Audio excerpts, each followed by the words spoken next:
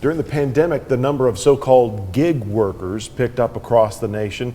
Those are 1099 employees in the tax code or independent contractors as human beings. Our Leah Bowling learned more about why this could be and if this trend will continue.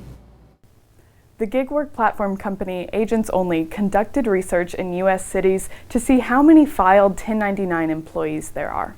Chattanooga followed a trend as the rest of the country, like over the last 2 years, huge increase in the number of gig workers. Ashby says this increase may be higher in Chattanooga than surrounding areas. Gig work before the pandemic was very much centralized in only metropolitan areas. During the pandemic, gig work expanded beyond metropolitan areas, and now on the other side of the pandemic, Ashby says the demand for gig workers has gone down. So from a Chattanooga perspective, you have increased competition and decreased consumption. Flexibility is a major benefit of gig work. With the onset of firms like Uber, for example, rideshare firms, Instacart, and so on, individuals are finding it easier to add to their part-time work in the form of these gigs.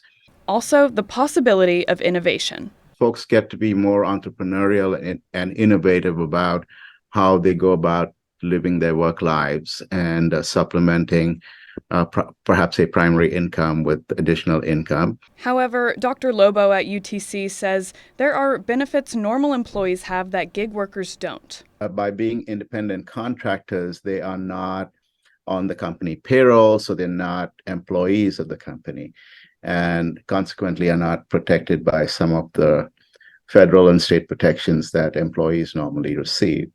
They also wouldn't receive the same health care or retirement plans offered to regular employees.